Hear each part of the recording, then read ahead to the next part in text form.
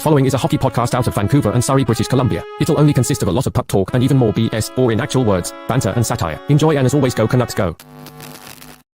Should the Canucks trade Marcus Pettersson, Philip Hedl, Drew O'Connor, and another first-round pick for Noah Dobson? Find out in a couple of minutes on this episode of Locked On Canucks.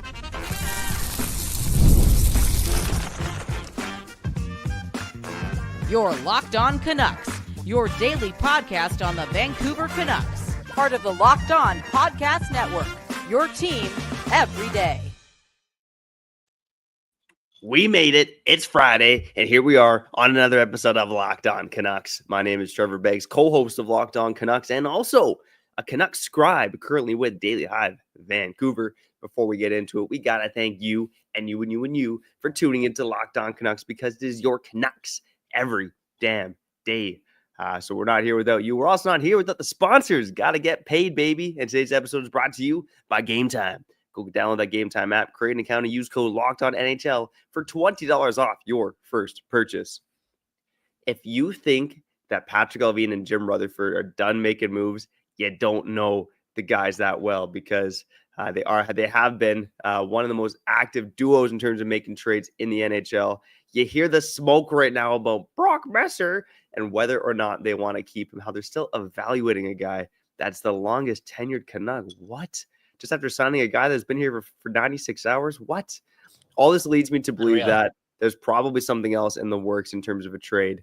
Now, could Jordan Kyrou be one of the targets for a trade? How about Noah Dobson? Let's get into it to kick off this episode of Locked On Canucks. Before we do it, let me introduce my brother, Kyle Bowen. Kyle, you got that need for speed, and so does Jordan Kyrou. How you doing, buddy? How you feel about Jordan Kyrou becoming a Canuck? Dude, I'm down to get faster. A lot faster. I like when it's fast, okay? As somebody who's fast everywhere, okay? Who loves being quick. Boom, bam. Gets everything done in 18 seconds. Boom, bam. 6 pumps. Boom, bam. I'm out of there. I like it. Effectiveness. Being efficient, you know? I love it. Now, Trevor, I don't know about you, but I feel as if some people still want us to talk about that performance last night against San Jose. Like, is this too negative? Like, I just want to know, like, should we break down, I don't know, Neil Zamon's return to the lineup for like 8 minutes and talk about the positives? Or do we want to talk about, again, the fact that the Vancouver Canucks for sure aren't done making moves this season? There's too many big decisions. There's too many big decisions. Like, you already brought up Brock Boeser. I'm going to let you say the other name, because I don't want to get – people are sending death threats to my house, okay, Trevor? I don't want those, okay? So you can say the other name, but let's be honest. A lot of question marks here, and this team's like hovering around the wild card spot. I'm not convinced that they're going to look at Brock Boeser as their own rental acquisition. Like, they're not going to move like that. Good organizations who don't make the playoffs who don't make the playoffs always don't move like that, Trevor.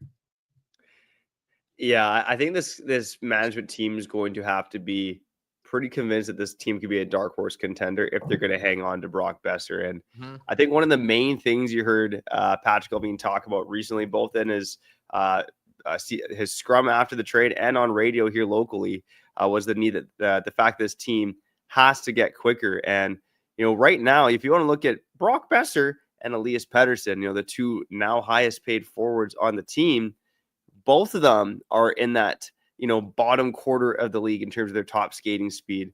Their speed bursts over 20 miles per hour, also in the bottom half of the league.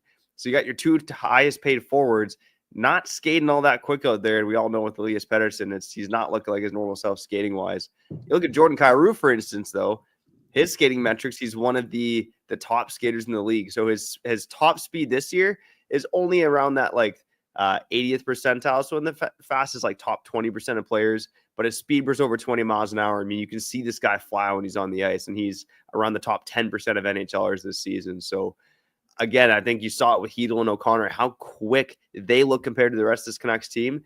I do think it is a big target for the Vancouver Canucks to get quicker in their forward group. And we talked about team toughness yesterday. I said this team's got to focus on scoring over team toughness.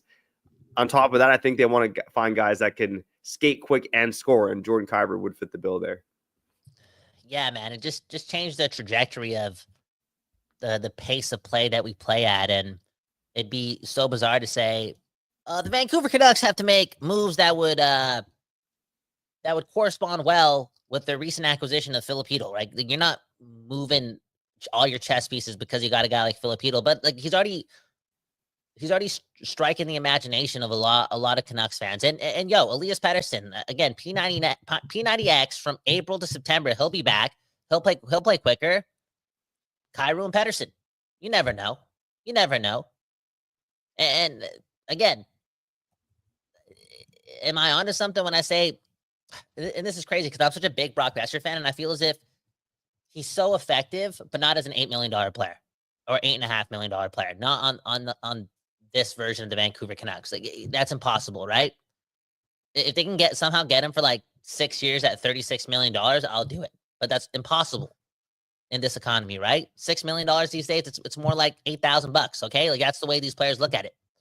All in all, though, I'd love to just see a new set of dynamic wingers on this team. Like, I know we just got DeBrusque, but it's obvious he's not that dynamic till April. Like, I'm in need of that fresh start along the wings for this team, and it could also start within the farm too with Jonathan Lekkerimäki. Like, that's a guarantee. But imagine doubling up with like someone like Kyrou possibly, who has that spunk, who has that speed. He's probably been coached well too. He's got a little bit of personality as well. And I'm saying he's been coached well because he's been under Jim Montgomery now. They're kind of mediocre now, but in the past, Craig Berube. There could be something there, and correct me if I'm wrong, but I feel as if he kind of fits the bill of the type of player, and I'm not even talking about stylistically, but the name, the potential of him being a star, like that's what's missing here. You move JT Miller, you kind of need to replace that in your top six. Yeah, 100%. And the way I look at Kyrou potentially coming to Vancouver would be a Brock Boeser replacement. Now, I don't think the St. Louis Blues would be interested in, nor would it make sense for them just to trade Boeser for Kyrou. So, no, of course not. If Kyrou was going to come to Vancouver, it would have to look something like trading Boeser to another team who wants him. Maybe it's the Blue Jackets, the BJs, maybe it's the Minnesota Wild. Minnesota Wild's a bit tougher because of the salary cap, but getting assets back for Brock Boeser, and then like they've done with Bo Horvat, like they've done with JT Miller, flipping those assets for Jordan Kyrou. And again, Jordan Kyrou, he scores at a similar rate to Brock Boeser. He's 3 years younger than Brock Boeser. He just signed a pretty mega deal in the offseason of 2020. Just before the season in 2022-23 is when he signed his extension. $8 million a year. $125 million. He's in the second year of that deal, which is an 8-year deal. He also, like Pettersson, doesn't have a no trade clause that kicks in until next season. So no trade protection right now. He could be dealt by the Blues. I wonder if the Canucks deal with the Blues, Kyle. What do you think is going back the other way to St. Louis? I don't know if they really just want a first-round pick. No, they don't. They don't. I mean, I just brought up the name. I hope it's not Jonathan Lekkerimäki. I hope it ain't. Because I doubt it. I really do. Like, on now speaking of it, like, even if you look at Kyrou's stats, like, correct me if I'm wrong, but he's been a 30-goal scorer more than Brock Boeser. Now, Brock Boeser's been hurt sometimes, but this guy's scored like 30, 35 goals. He's probably getting 30 this year, if I'm correct. Like, this guy's a good player. In fact, more teams are probably interested in him than they are Brock Boeser. Yeah. Let's be real. So this is going to be a hard trade to make. Like, and not to poo-poo on all of this, but it feels like it might be mission impossible. Like, they don't have the pieces, especially because Alvin is Swedish, and he's not letting go of Lekkerimäki right now. No, he's not. Like, I think you look at how this team is positioning themselves to like have a lot of cap space and like use it in different ways. I feel as if that also has a lot to do with the fact that they expect Tom Willander, Elias Pettersson, DPD, and Jonathan Lekkerimäki, and maybe even Atu Ratu to make huge impacts next season on their ELCs. Yeah, 100%. And again, I think that the first round pick the Canucks have isn't untouchable, but I don't think they want to part with the first rounder, Lekkerimäki or Willander. So at that could point, it be 2 first-round picks? Could you do Boeser, get a first-round pick back, put your first-round pick on the table with the one that you just got for Brock, or like whatever package you got for Brock, and like ship that for Kyrou? Would you be interested in that, or is that too much? Because again, we're talking about a 25-year-old 30-goal scorer, like, who's got speed. Like, we just traded a first for Marcus Pettersson. Man, giving up 2 first-round picks, is that what you're saying for Kyrou? Well, who would it be? Like, whatever package you get for Brock. Like, what if it's like a 3-way trade and you get prospects and a second for Brock or whatever it is, and you kind of like package that? Because again, like, How are you going to make this trade happen without Jonathan Lekkerimäki being a part of it? I feel like it's impossible. Yeah, more or less. Unless you include a player like maybe like Connor Garland. That's one of the only other ways it works, right? Because if you look at the right side, it would be Kyrou, Lekkerimäki if you think he's a top 6 guy, and Connor Garland. Then you have 3 guys there long term who arguably are top 6 wingers. Now, we've seen Garland play on a third line, and that's worked really well for the Canucks. Lekkerimäki could maybe fall into more of a shelter third line role, so I don't think it's a given if Kyrou were to come to Vancouver. But like you said, Kyle, it'd be a hard trade to make. And at the price of 2 first-round picks or an equivalent to that, I would almost rather just re-sign Brock Boeser. to be honest, he's like 3 years older than Kyrou. It's like Boeser in a first-round pick. Yeah, it's a lot. It's a lot, but he's interesting, and he really is. Now, I'll throw this at you, too. I was thinking about this a lot today. And again, like, it's dark again. I was joking about the death threats, but you should see some of our banned comments, okay? Like, I don't ban comments. They just get filtered and, like, they automatically get banned, okay? People are going to get mad at this. But I feel as if St. Louis would be a team interested in Elias Pettersson. Okay? Now, I'm not saying Kyrou for Pettersson, but I kind of want to say Robert Thomas plus for Pettersson. You know what I'm saying? Robert Thomas plus for Pettersson. I just don't think St. Louis would do that. Yeah, that's what I'm saying. Like, Pettersson's value is that low. It's crazy. We were right? comparing Pettersson to Matthews last year. Like, you know what I'm saying? It's nuts.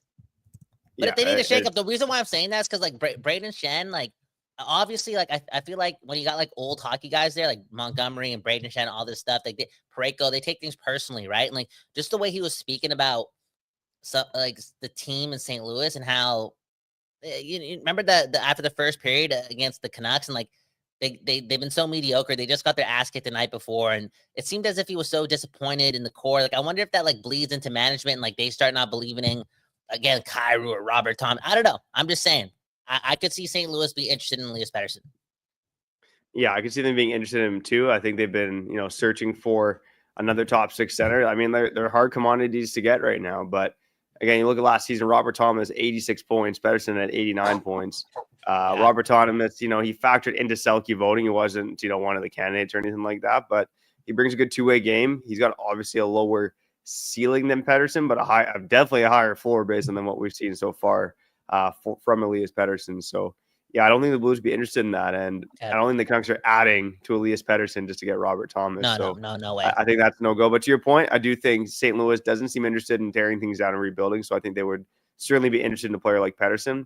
But what are they willing to give up? It's probably not Robert Thomas. Yeah, that makes a lot of sense. And again, the more and more we talk about this, the more and more it sounds like, even though Kyrou fits the bill, like, I don't know if, again, we had the assets in a trade right now, and I'm just so hesitant on giving up Lekkerimäki. Like, it can't happen. This guy's ripping it up in the AHL. Like, he's playing so good in the AHL. I know he's hurt right now, but the fact that he's just been trajecting, is that a word? The trajectory has just been onwards and upwards. Like, after he got drafted, there's some naysayers, and then, like, the year after, just he's just ripping it up, and now he's in the AHL ripping it up. He's got a goal in Vancouver already as well. I think that guy has potential to be exactly what the Canucks need. Like, he fits the bill and seems like a mature individual and whatnot. But yeah, this Kyrou thing's not happening. And you know what? On the other side, maybe we'll touch on Noah Dobson for like 3 or 4 minutes, and maybe we only need 90 seconds to touch on that. Or Trevor maybe maybe has a different idea than me, but I think there's no chance that the Canucks want Noah Dobson. Sounds crazy, but, like, where does he play? Exactly. Who we shouting out? All right, let's hop to the other side too. I do want to talk a bit more about Boeser and Lankinen as well, with some news and updates regarding their contract situations. You're listening to Locked On Canucks, your Canucks every damn day. We'll be back on the other side after showing at our friends over at Gametime. Man, oh man, it'll cost you an arm, a leg, and your left nut to go see the Leafs and Canucks tomorrow at Rogers Arena. But if you use Gametime, it might only cost you an arm and a leg. You might be able to keep that nut after all, because on Gametime, they got the lowest price guarantee, baby. So that means if you find tickets for cheaper elsewhere, Gametime will credit you with 110% of the difference. How good is that, baby? And Gametime, they got the Gametime Picks feature, okay? Because you know what? For a guy like me, I don't want to be scanning through thousands of tickets trying to find the best deal. So Game Time picks, they filter out the fluff to show you only incredible deals on great seats. So whether it's the Canucks flying to Green Bay for some reason to watch a yellow and green football team, or you want to check out a burlesque show, make sure you grab those tickets on Game Time. Take the guesswork out of buying tickets with Game Time. Go download the Game Time app, create an account, and use code LOCKEDONNHL for $20 off your first purchase. Terms apply. Again, create an account and redeem code LOCKEDONNHL for $20 off. Download Game Time today. Last minute tickets, lowest price guaranteed.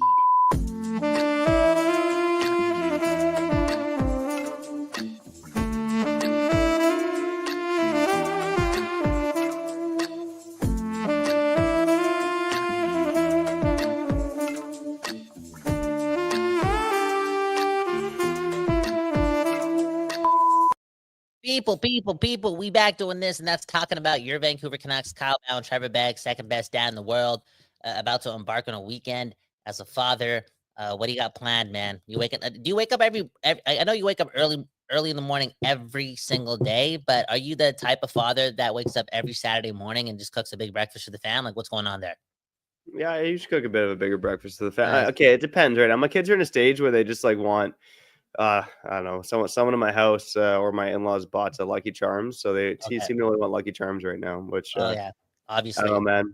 But you know what? If I get up with just me and my son, and I just start talking about eggs, he'll just start eating like mountain scrambled eggs instead. So yeah, I'm trying to bulk him up. I'm a pretty scrawny guy, and yeah, I'm hoping he'll make the draft here in 2041. Okay, so not to poo-poo on your fathership, because like again, I went through the same things as your family's going through right now. Like I was waking up at 8 in the morning before school started, like 7:45. The first thing I'm eating is, I'm not drinking a glass of water. I'm not eating a banana. I'm eating Reese's Puff cereal before I go to school, Cinnamon Toast Crunch. Okay, I'm eating that's like eating a couple candy bars before going to school. And then at 9:45, I'm having fruit roll-ups and Rice Krispie Squares. Okay, so I never loved school. And on top of that, I'm getting like fed all this scientific BS, and it's just impossible. Impossible to, again, I'm just offending you, okay? My name's Kyle Bound. It's just interesting. It's just interesting. That being said, Cinnamon Toast Crunch still goes down as top 3 breakfasts in the world. So, in my opinion, your family's living large, okay? Speaking of living large, Noah Dobson apparently wants to live like super duper large. Apparently can't come to terms with the Islanders. Maybe it's a money thing. Who knows? Dobson obviously not playing as well as he did last year, quote unquote. We kind of saw the same thing with like someone like Quinn Hughes too. Like I know it took more time for Noah Dobson to have like a peak season, but after Quinn Hughes' like first peak season, the rookie season, like he kind of struggled to blah, blah, blah. Who knows if Dobson's going to similar things, again, a bit older, but I don't know if Lamoriello and Rutherford are cut from the same cloth. I think they're both born in 1846, so they might be like a thing like that. But man, their ability to just like be vocal or like leak out information to put fire to player and agent is crazy, because apparently Noah Dobson is being shopped ASAP. Yeah, and it's Noah Dobson is in such an interesting position because he finished 8th in Norris Trophy voting last season.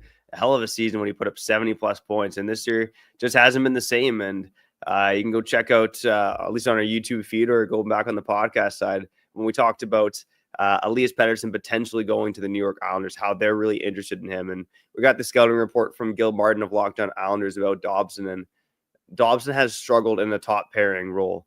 He has those gaps with the puck. I mean, offensive skills for days, but you really do need to pair him with a defensively responsible partner. But for the Vancouver Canucks, like you got Philip Hronek long-term on the right side.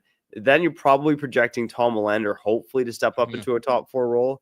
I don't think there's really a fit for Dobson at this point to pay a guy the big bucks to be a second pairing right shot defenseman, potentially even a bottom pairing, although that's really projecting Willander into the future there.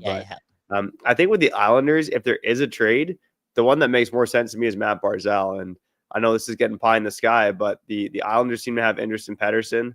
You get a guy in Barzal who's a local boy who I think would be hungry to come and play in Vancouver. I think most people saw his clip where he was like, it's an effing joke. There's no one in the stands here on Long Island. So I would be curious on your thoughts for a deal like that. Do you think there's anything behind a potential Pettersson for Barzal swap, and who would have to add in that case, Kyle?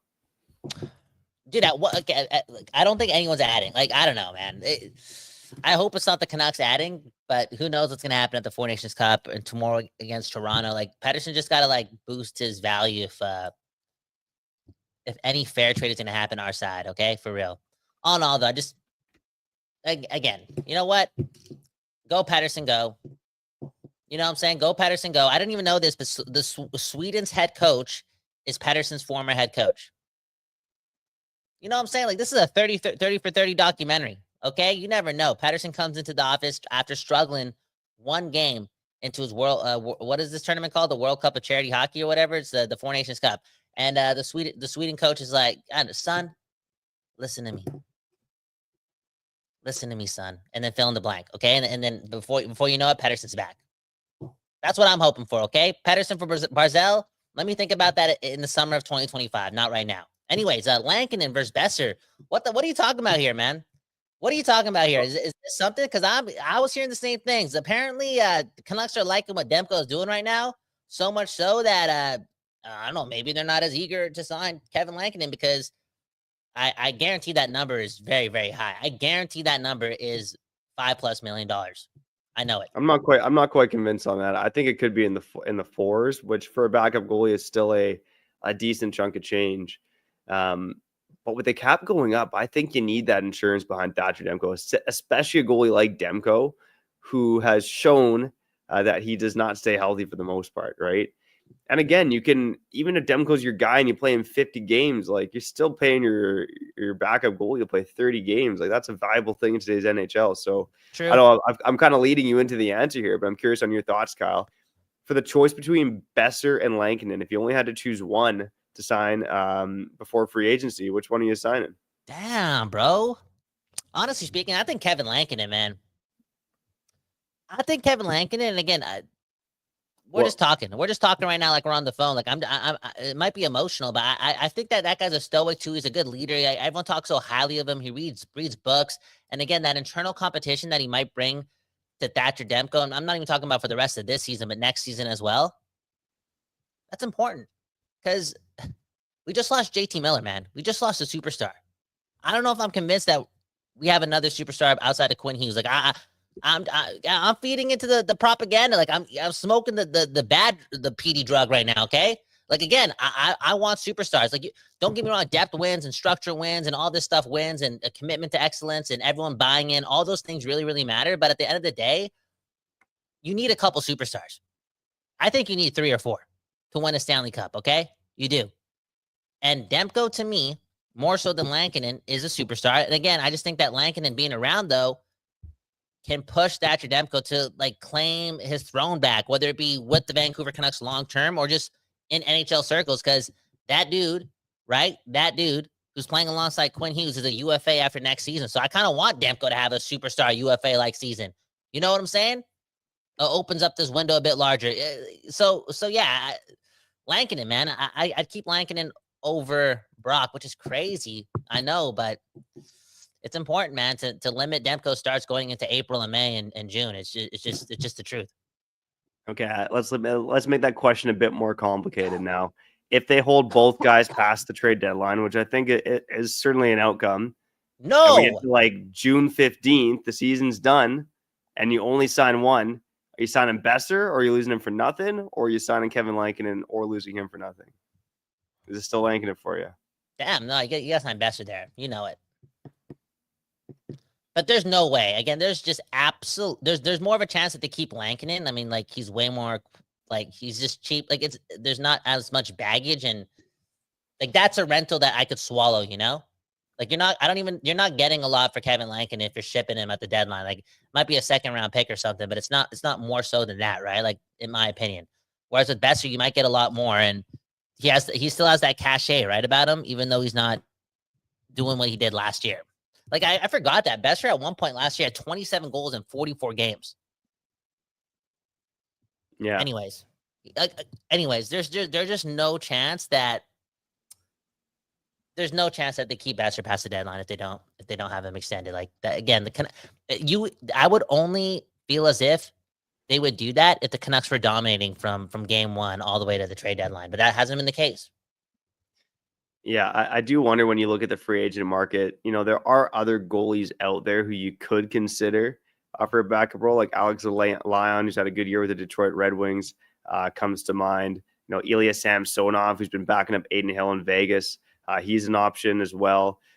So there are goalies out there. Jake Allen as well. He's still putting up good numbers. I know he's getting a little longer in the tooth, but he's been fine for the New Jersey Devils. So there are other options there if you do let Kevin Lankinen walk. But Kyle, like you said, I mean, man, oh man, Kevin Lankinen has meant a lot to this team for what he's done this season. He's saved their season more or less, right? So, and don't you think they need that leadership? Like, again, that new faces, like, again, if you look at this core since Boeser's been there, and I'm not blaming Boeser, just to mix the players, right? Now you've also committed 8 years to Pettersson too. And I just feel like they, like, again, last year, I'm not going to say it was an outlier because I believe in like the top end level of this team, like Demko, Hughes, Pettersson, Miller. Those things happen when they play at their best. Like, you're going to win games. Okay.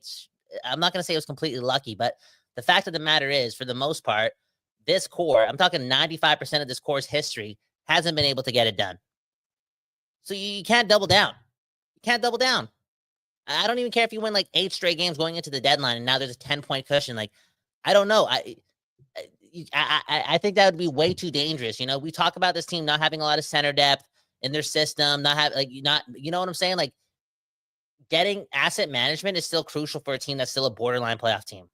That's just the way it is. You gotta play the long game here, in my opinion. There we go. That's coming from the mouth of Kyle Bowen. God, I love that mouth. Let's pause for a break here. Almost at the half-hour mark on the other side. Let's get to a few comments and talk a bit about Leafs Canucks on Saturday at Rogers Arena, the last game before Four Nations. You're listening to Locked On Canucks, your Canucks every damn day. Hey, if you or your friend own a business, we are looking for local sponsors on the show. Make me your biatch. We'll do the best ad read of all time. We'll be back on the other side here on Locked On Canucks.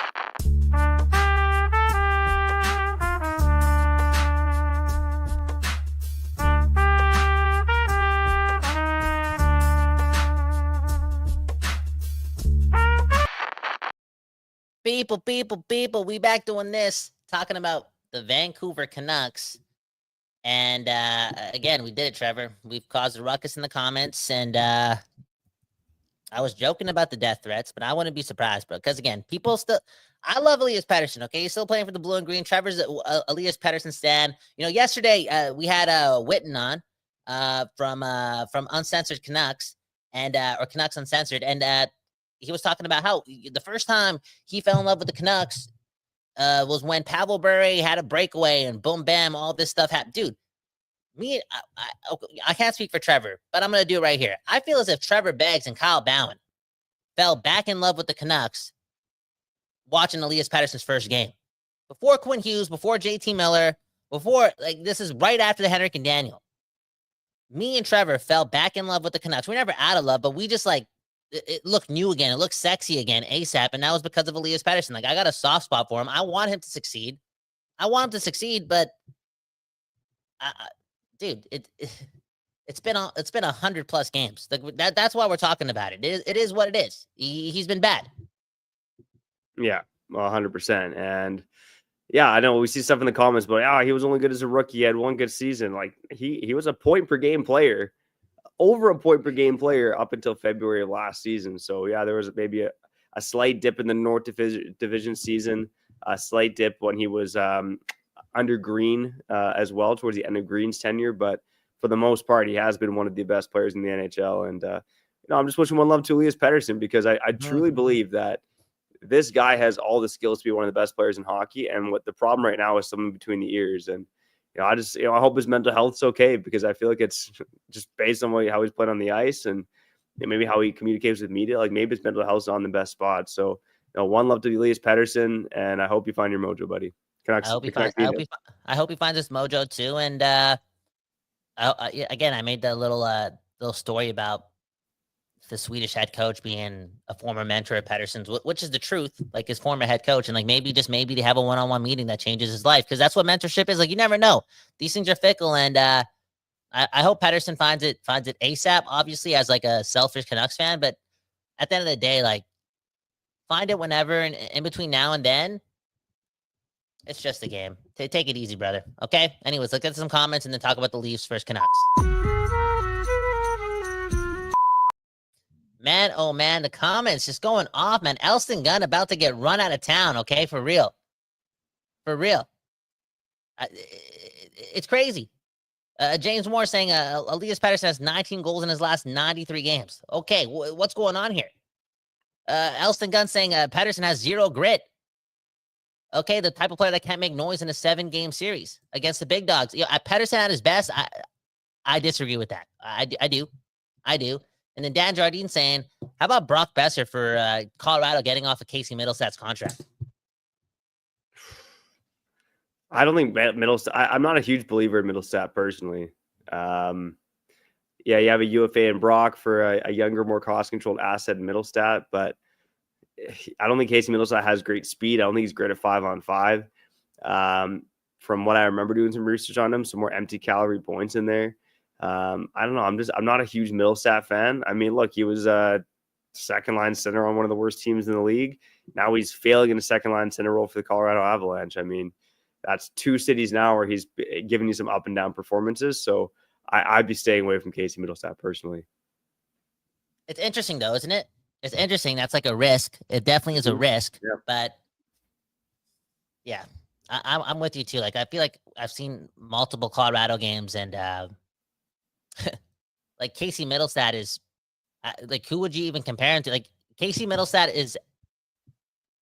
I was gonna say he's as good as Pettersson is right now, but like he just plays such a neutral game. Like kind of just like I feel like Pius Suter's better than.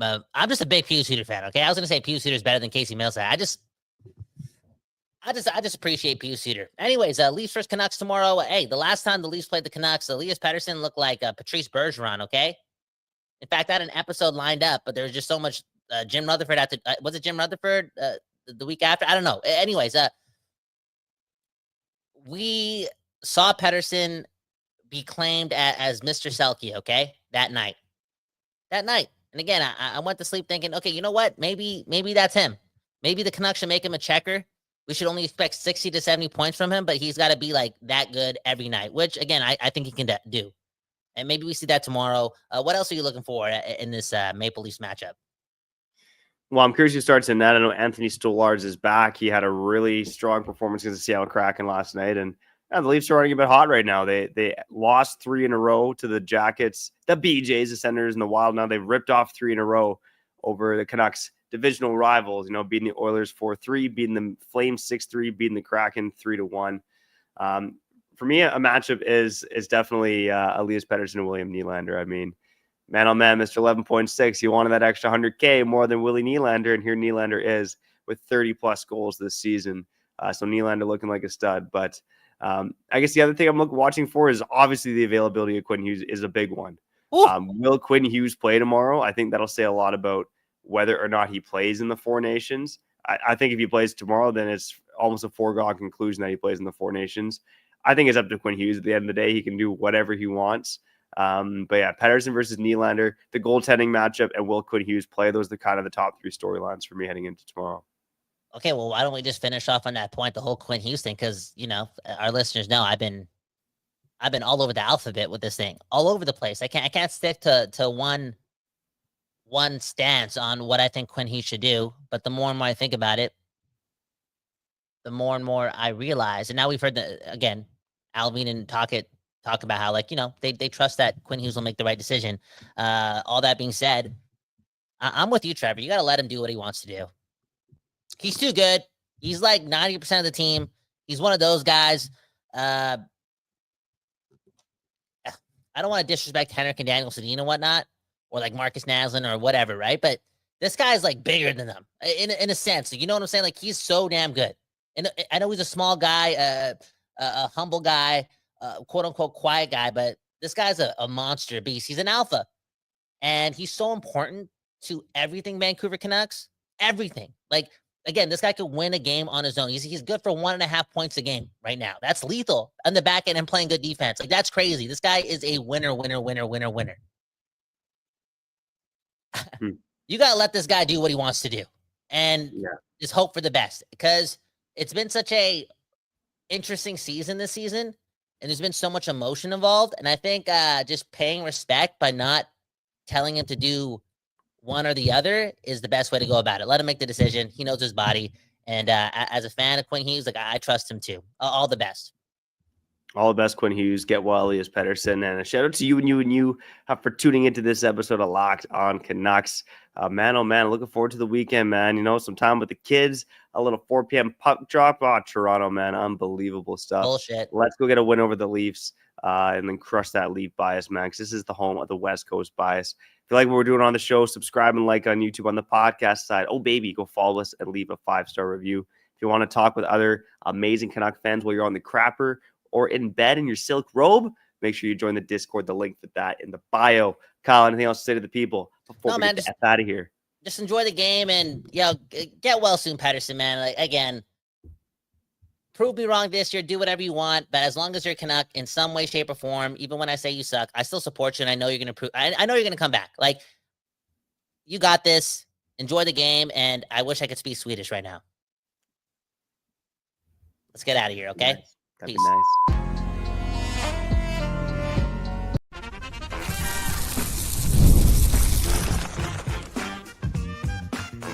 Your Locked On Canucks, your daily podcast on the Vancouver Canucks, part of the Locked On Podcast Network, your team every day.